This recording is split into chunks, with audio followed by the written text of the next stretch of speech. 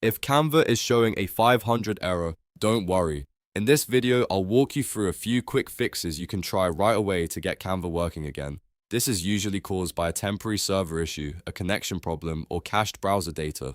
So the good news is that the fix is often simple. If this video helps, please hit the like button and subscribe for more quick tutorials like this. Alright, let's jump in.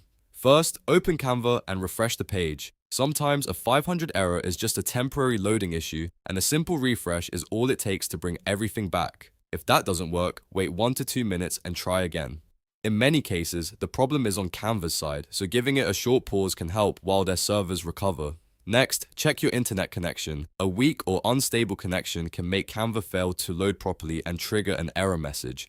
To test this, open your browser and search for speed test, then run a quick internet test. If your connection is slow or unstable, switch networks, reset your router, or reconnect and try Canva again. If Canva still shows the error, the next step is to clear your browser cache. Over time, stored cache files can interfere with websites and cause loading problems like this one. To do that, click the browser menu, go to Settings, then Privacy, and choose Clear Browsing Data. Make sure the option for cached images and files is selected, then clear the data. After that, close and reopen your browser, go back to Canva, and try again. In most cases, one of these steps will fix the issue and get you back into your design without any major trouble. If the error still appears, it's worth checking Canva again a little later, since some 500 errors are caused by temporary server outages that resolve on their own.